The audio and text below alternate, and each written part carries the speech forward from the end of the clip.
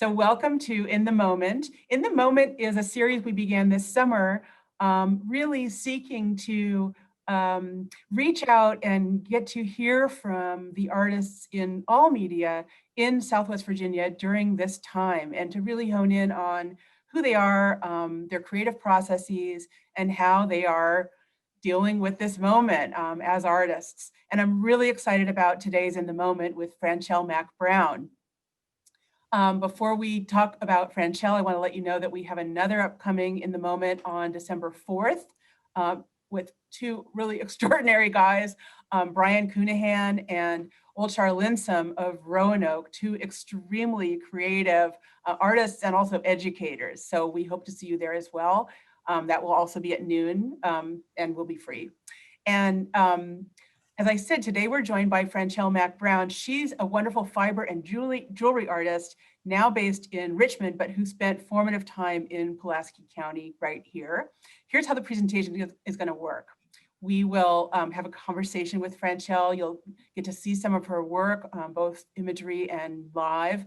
And then we want your questions. So please write any questions in the chat. Say, address them to everyone. That's the option. And if you want to ask the question yourself, you can just say, I have a question, and then I'll call on you and you'll be able to be seen and heard asking it. Otherwise, you can put the question in and I'll make sure to read it to Franchell. So as we get started, make sure that you are muting yourself. And here's some background on Franchell Mack Brown. So she was born in Washington, D.C. She uses materials ranging from crocheted ribbon to industrial cording, to even welding, as well as semi-precious gemstones, freshwater pearls. And in fact, she refers to each gemstone or pearl as representing like a metaphor for the metamorphosis from a speck to an exquisite self. She says she was raised in a creative family of figure-it-out problem solvers, and she attended an arts high school, then majored in the fine arts at University of the District of Columbia, where she apprenticed in costuming and metalsmithing.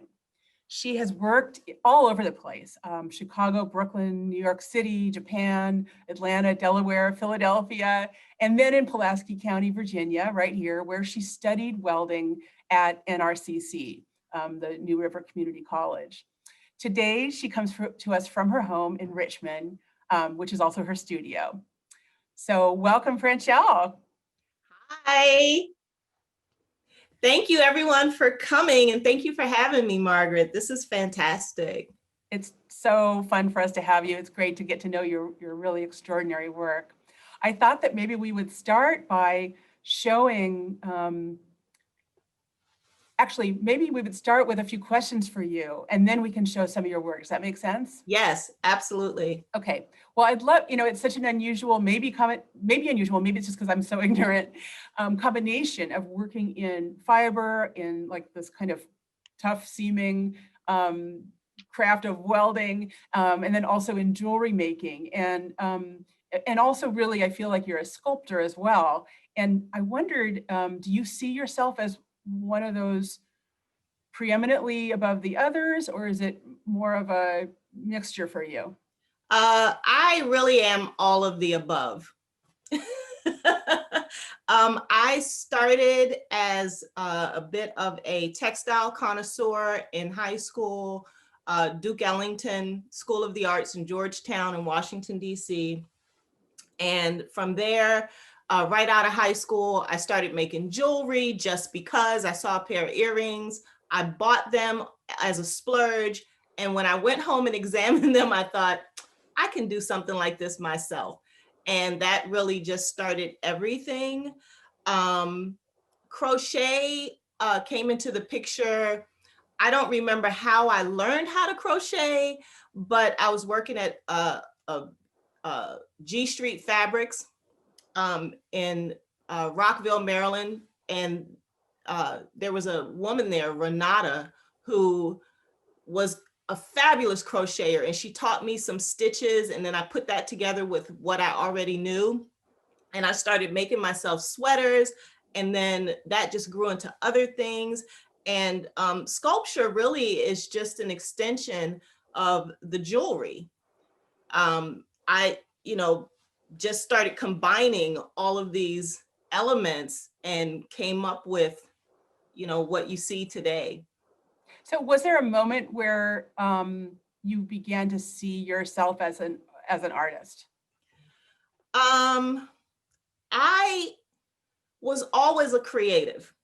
And my mother said at the age of 2, she threw me this huge birthday party and she couldn't find me.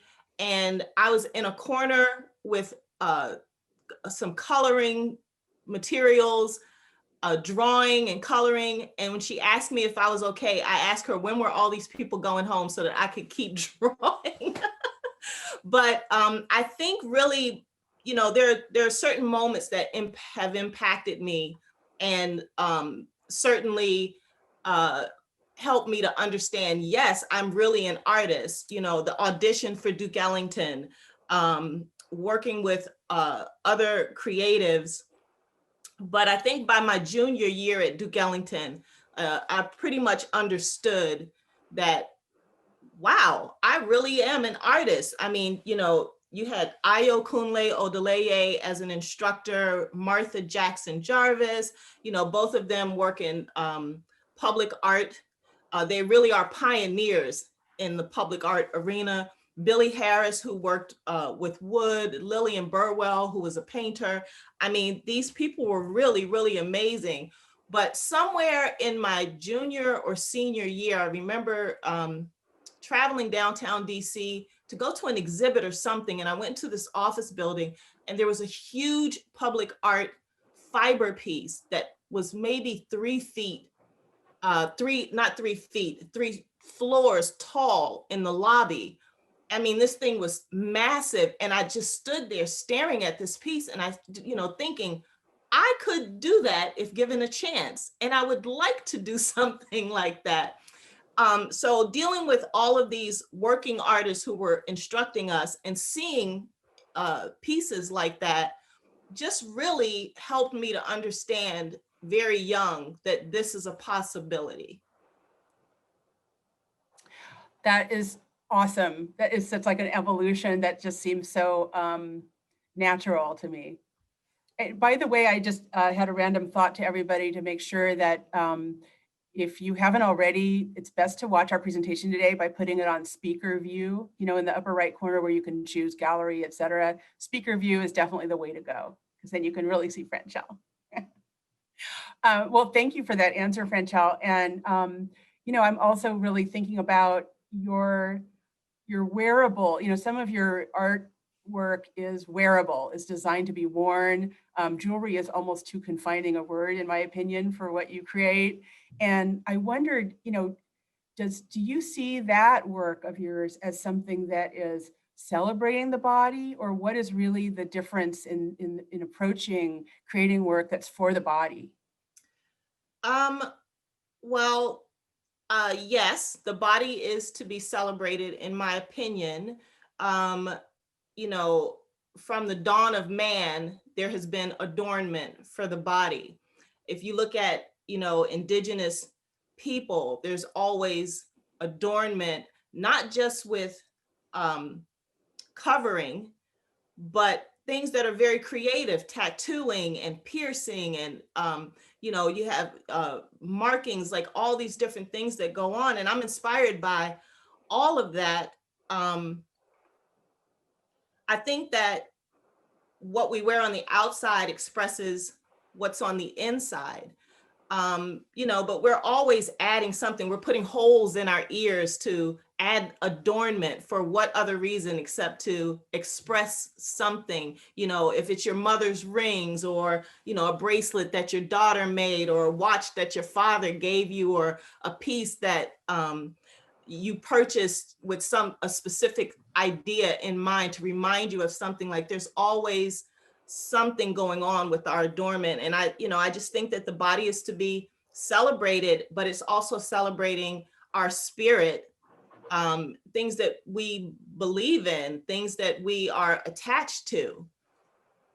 Yeah. And then physically, and I really think we're going to see this when we see your work, the artwork you create for the body also has the capacity for movement, right? So it's a three-dimensional art but as the body moves, it moves. And some of your work is just so extraordinary in that regard. So I know we're going to see that when we get to the images and some of the pieces that you have with you today. And I really want to get to that work. So maybe as we do that, I also want to hear about what inspires you.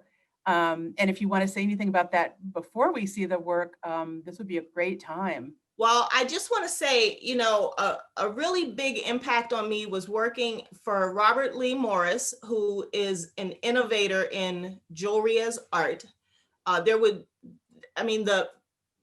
What he's done for that industry is amazing. I mean, from taking it from art, one of a kind pieces into the retail arena. I mean, it's just mind blowing.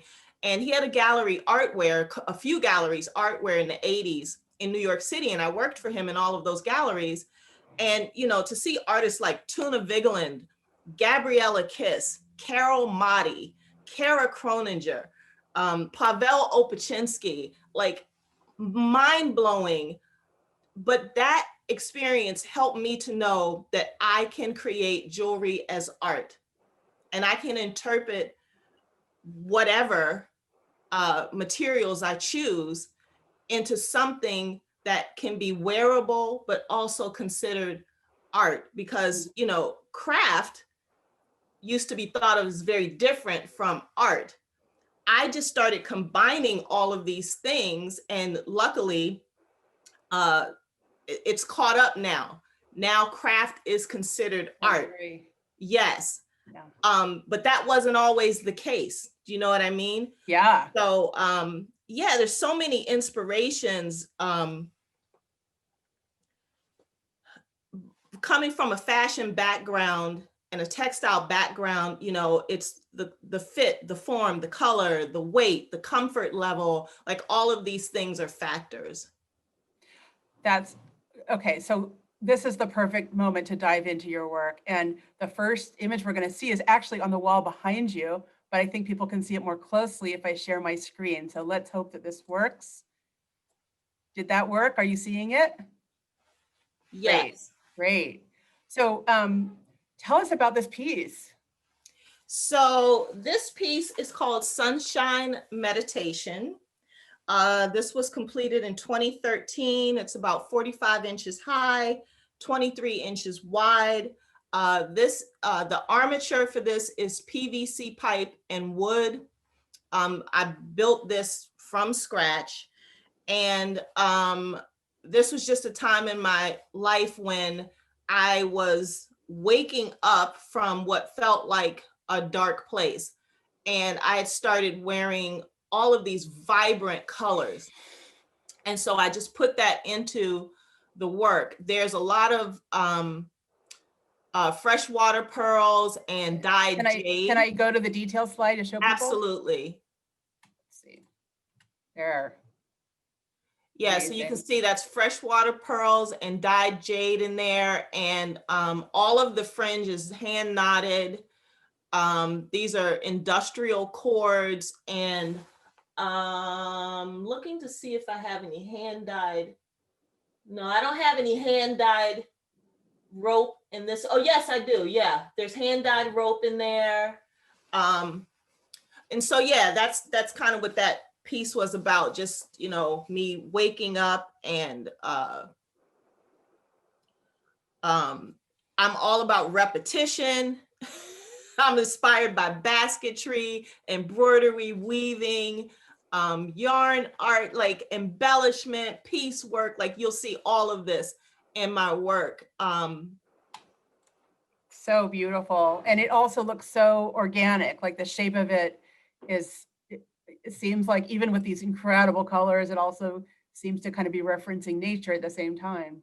Yeah, nature is a huge inspiration for me. You know, there's so much repetition in nature. There's so many very interesting shapes. I can get lost. I go on a walk and I can get lost in looking at pine cones or pine needles on the ground and, you know, blades of grass and how they're moving in the wind. Like I can really get lost in that. And I think it does transfer into my work. So tell us about this piece. How big is it? The colors are extraordinary. So that piece actually is in a medical office up in Connecticut. That is called Introspection. And I think that was completed in 2015, maybe, I think. And is it a large piece? Oh, it's very large. It's 5 foot tall. Yeah, that's 5 foot tall. So again, I was coming out of a marriage and just really trying to make sense of a lot of decisions and things, and in counseling, and just really trying to connect the dots of how did I get here and where am I going? And that's where that piece came from. But it also, I had begun to create work that I wanted to be more three-dimensional, and which led to welding eventually. But the last piece, Sunshine Meditation, is still pretty flat, and this piece is more three-dimensional. So it was really fun to problem solve through this piece. And here we go, freestanding three-dimensional sculpture. So I went to New River Community College and learned to weld, became a certified welder. And part of what prompted that was I was making these pieces and I wanted them to be freestanding, and I was using PVC pipe and wood, and I couldn't get anything to stand up and to be sturdy. And I was thinking, maybe I can find someone who can weld, which eventually led me to go learn how to weld so that I could do things like this. So this piece is about 4 foot tall, and it's a welded steel base. And then I've added some other elements in there. But yeah, if you were to see this piece, there's beading on the inside and on the outside, all hand knotted fringe. There's hand dyed ropes and cords included, and ribbon, my favorite ribbon. And what is the piece called? Haiku number 33. And the intention, I was writing a lot of haiku, and it was very therapeutic. And I was intending to put them all in a book and do some other pieces. But then I got involved in moving to Richmond and selling a house and starting a new job. And so there you have it. It's really extraordinary. And this is obviously meant to be worn, and it looks so luscious. Tell us about it. So this is a piece, this is when I started to combine more fiber work with my jewelry. I had a meeting with one of my instructors from Duke Ellington, Ayo Kunle Odeleye, and he just gave me a critique on a group of work that I had exhibited in Atlanta. And it really prompted me to create more fiber pieces, and also to move into more sculptural pieces. And so this was one of the first pieces that groups that I combined the fiber. So you see that center circle, that is crochet and embroidery and stitching mixed together with freshwater pearl. Each piece that I did in this group was two-sided. This is on yellow gold-filled wire. Those are freshwater pearls and turquoise beads. And I love that one line of turquoise beads going down just off center. Yeah, I am very symmetrical. And so I really try to push myself into asymmetry. It's uncomfortable for me, but once in a while I have a successful piece. I mean, this is so stunning. I just try to imagine somebody wearing it, and And I know that as we go into some of your other wearable work, you've got some of it right there with you. So let's go ahead, and here's another. Well, I'm sorry, if you go back to the other Sure. piece, this was sold at Gravers Lane Gallery in Pennsylvania. So that has a very happy owner right now. It has an owner, yes. I hope they're like even wearing it on Zooms during this pandemic because it needs to be seen. Shall I go ahead? Yes, sure. Okay. So this piece I called Delicata. And I will show it when we come back to me. I will show that to show the movement of it.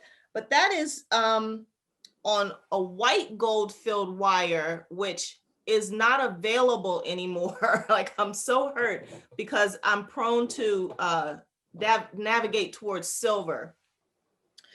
So that's on a white gold filled wire with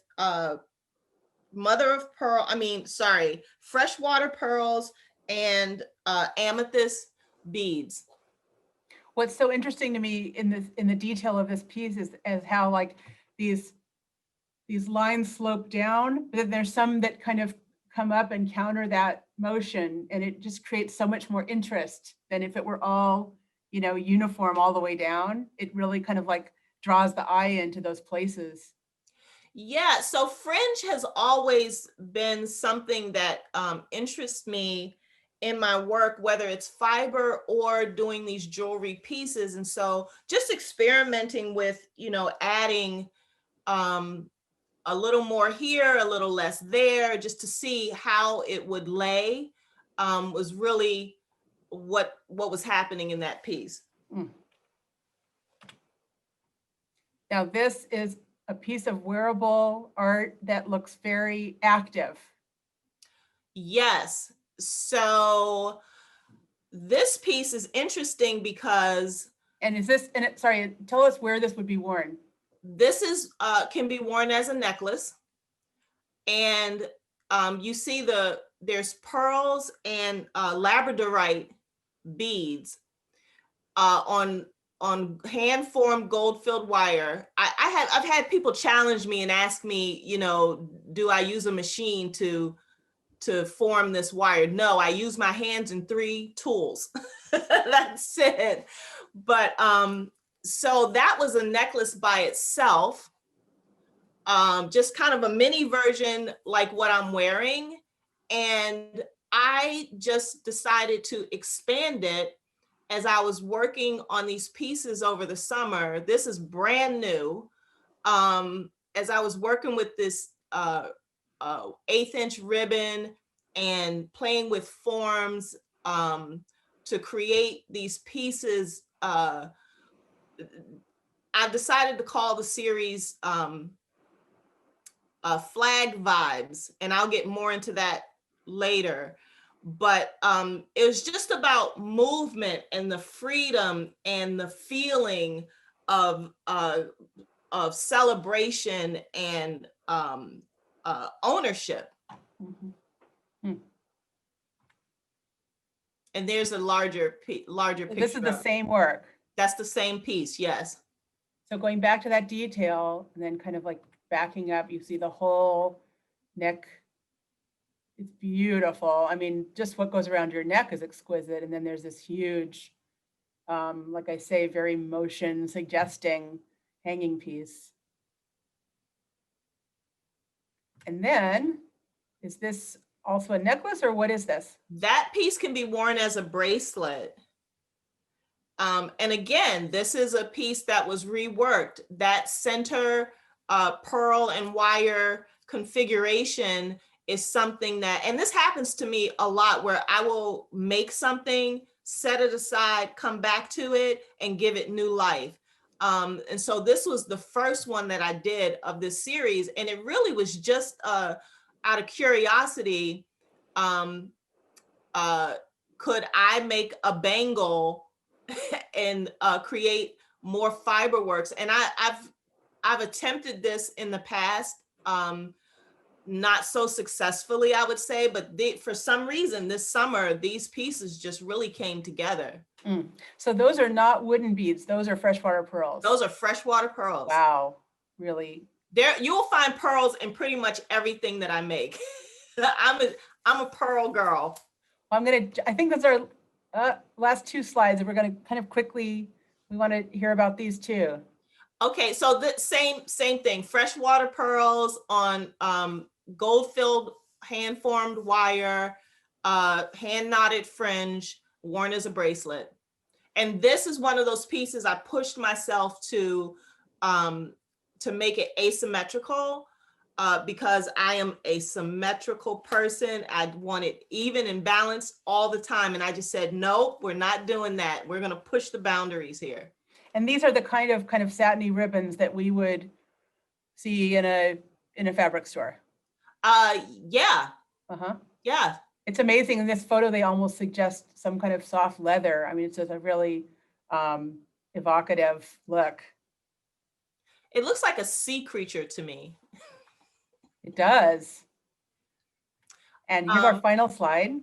Yes, and so I am very curious to find out what is coming next for me as I continue to work in this vein, because again, these are freshwater pearls. You see a very different shape. And I decided, oh, I'm gonna paint this and see, let's add a little gold to this and see how that plays out. Yeah. And this is also a bracelet or a cuff. Yes, that is, and it's movable. Those pearls kind of collapse against each other. I'm gonna stop sharing the screen because I know that you have a few pieces, and before we get to questions, I also want to make sure to ask you about, we can see this kind of this path in your work, and I know that the recent just like what's been going around us recently has obviously affected you as an artist as well. So let's stop this. And I think we're back to just you now. So what do you have there in person that you can show us in real life? Okay, so this is the Delicata necklace. And you can see like there's a lot of movement to that. There's a lot going on with that fringe there. And then the pieces that were on the slides. So this is that necklace. You see that? A lot of movement in that piece, but also here. So, I mean, they almost have a life of their own. I don't think, was this shown on the slide? No. So this can be worn as a bracelet, as you can see. A lot of movement to that because you have the fringe there, and then you have the juxtaposition of the fabric fringe there. So that should be a lot of fun to wear. And then this we did show. Can you see that? Yeah, that's the one with the brown freshwater pearls. That's the brown freshwater pearls. A lot of movement there. That would be fun to a party, huh? Especially if there's music. And then this is the one that has the longer, more unusual freshwater pearls, and that collapses. So there's a lot of movement to that. And also, if I can get it on here, it's getting caught on my rings. And so you can see, like, what fun, So I'm a very logical person, and up to this point, my jewelry has been, you can see that it's very logical. You put it on and it lays flat. And so I'm really pushing my boundaries to go out of that, my old mindset or familiar mindset, and make things asymmetrical and, throw materials together that I may not have done before. As we approach when we're going to be able to take some questions, I urge people to, it's been great to see your comments, and please keep putting your questions in the chat, or if you want to ask one, just say, I have a question. But Franchelle, we were talking previously about kind of the moment we're in, of course. And if I didn't know any better, just in gross terms, I would say, starting with that piece that you have on the wall behind you with those bright, radiant colors, and now these wearable cuffs with a lot of like brown and black. And I'm just really curious, like, am I overthinking this, this symbolism about blackness, or like, what are you feeling right now as an artist? You're not overthinking it at all. I mean, I'm sometimes quite literal with my work. And so, between the pandemic and the racial unrest this summer, or this year, it's been the majority of the year, my emotions have taken a turn, and really a roller coaster ride, just like pretty much everyone else. But being Black in America, it just really hit me in such a way that it was just really hard to articulate it. And although I'm drawn to color, bright colors, something about Black and brown just really resonated with me, to use them in my work and to find the beauty in that at this time. I've been watching a lot of artists over the years, and a lot of them have these political statements, or this political foundation, and I don't have that. But it started to come out as I'm paying more attention to what's happening with our government. I'm seeing like all these flags that represent so many different things, and the flag, Flag Vibes is the name of the new work that I'm doing, because I just could not get past how the American flag, that is for all people, became kind of a symbol for terrorism. And I thought, like, terrorism right here in America, like, this is insane. I see this flag and I see signs in the yard for the upcoming election, and this seems to mean something that it's not supposed to mean to me. And it made me feel uncomfortable to see my neighbors use the American flag as a political statement. I grew up in DC, Chocolate City, and I did not see Confederate flags in DC. Like, you just don't see that. But then when I moved to Georgia, I walked into a bar and there was a huge Confederate flag on the wall. And that's the first time, I'm like mid-20s. That's the first time that a flag made me go, whoa, maybe I shouldn't be here. So flags, they hold, this symbolism and these statements that they don't have to be voiced. You see it and you have a reaction, right? So it just meant so much to me to see these things. And as I'm tapping into, pandemic, racial unrest, and like all of these things, I just thought, this is a fiber work that I can try to express in my own terms, in my own way. And so that's where this is coming from. So I have 3 pieces in the works. One you can see behind me over here, and just my interpretation of a flag. This is my flag. And then I have 2 other pieces that will complete the flag series. One is with the colors of African American flag, which is red, black, and green. And then I'm going to also do a flag piece in the American flag colors of red, white, and blue. Wow.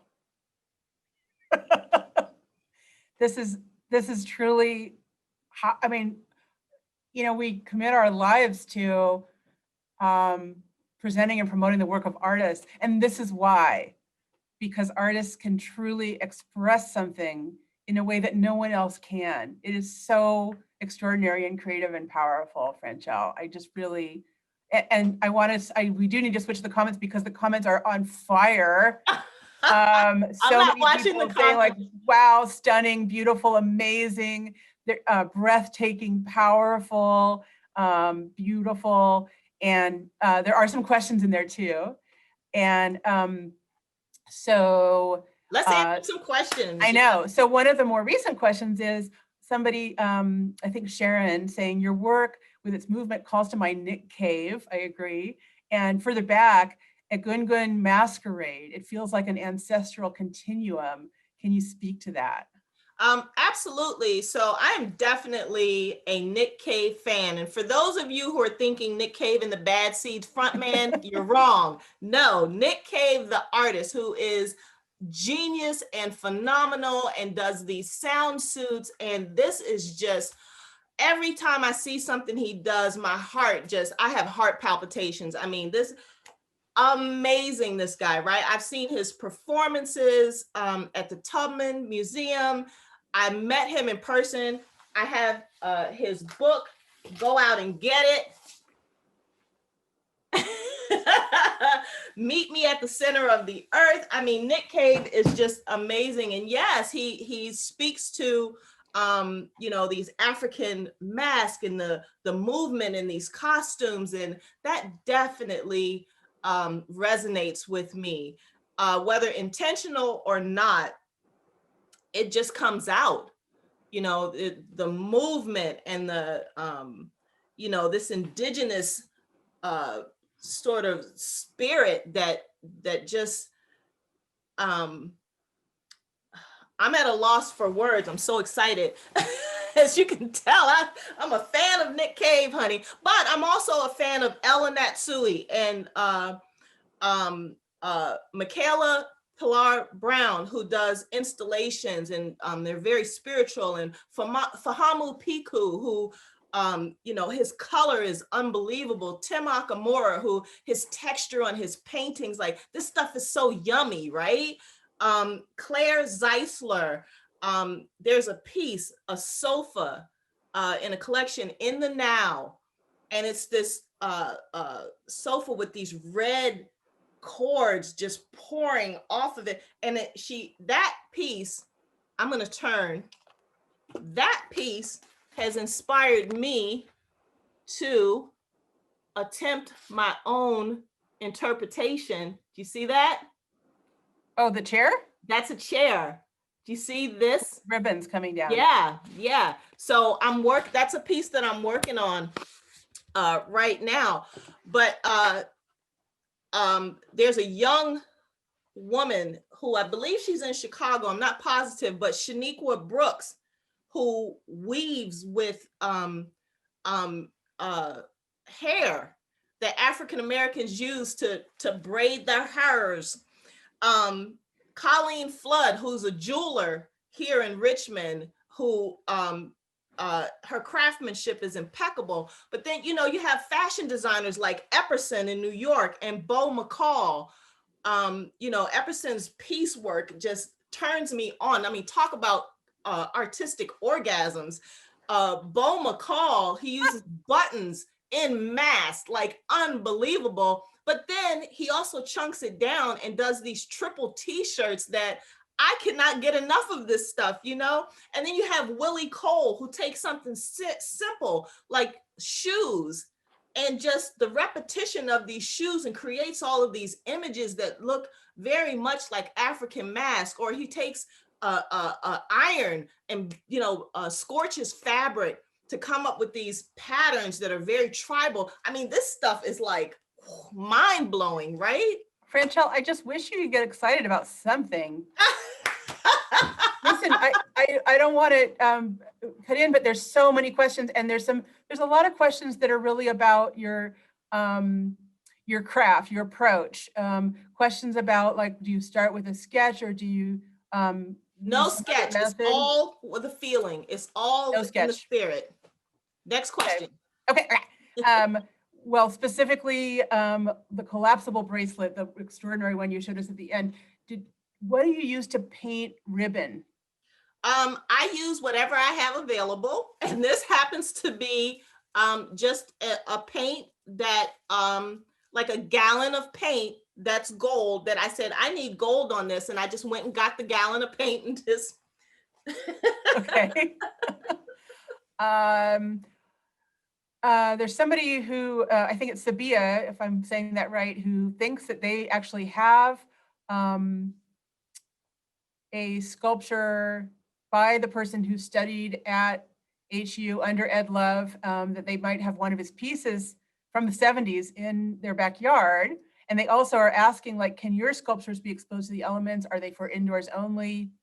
So I have not put anything outside. However, in my mind, ribbon can sustain the elements because we have garments from the 1800s that have ribbon on them that are still around today, and the ribbon is intact. So in my mind, yes. However, I have not tested this theory, but I would love to start making public art. Like, that is one of my dreams. It's on my bucket list, and I'm actually in negotiations right now to make some public art. But it won't. That will only be.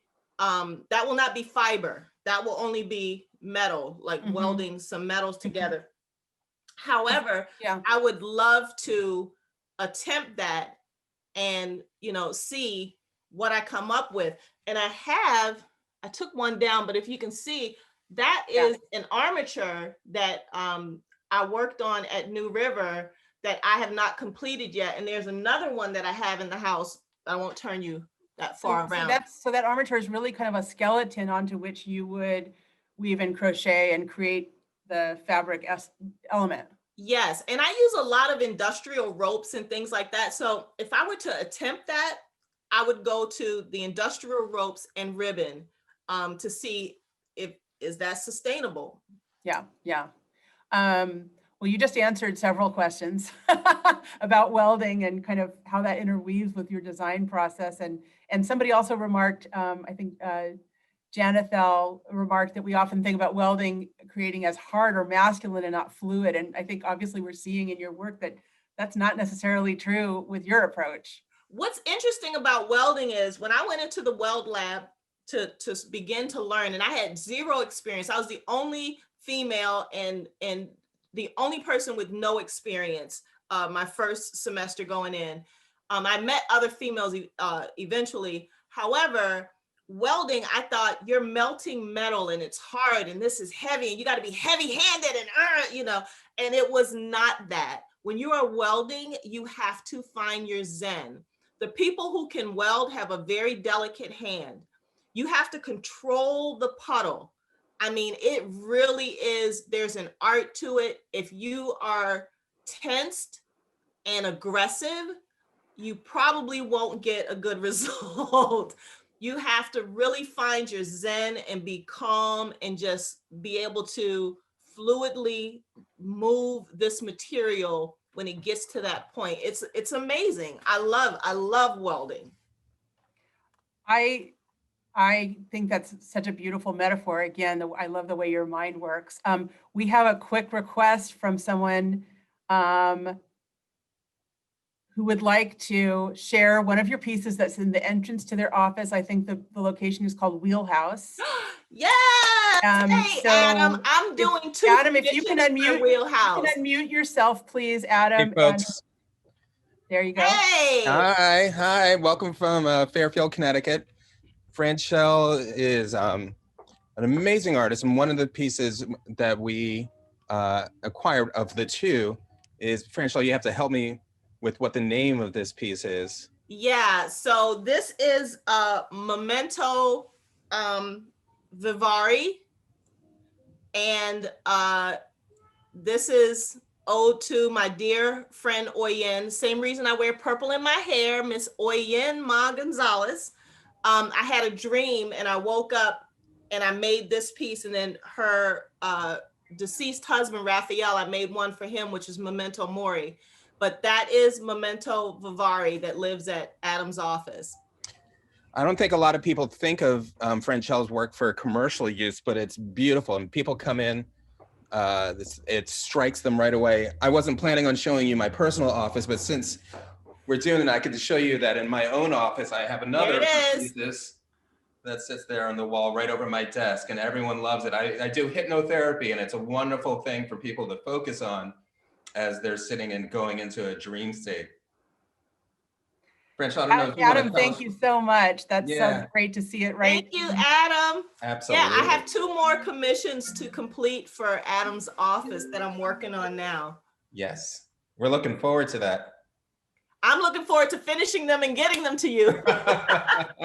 Well, we have to wrap it up because we're out of time. Thanks again, Adam. That's such a great way to end. And as you just mentioned, Franchelle, we didn't have time to talk about it, but some of your works are commissioned by people who know your skill and really are looking for a particular piece for a site or for, to wear. And yes.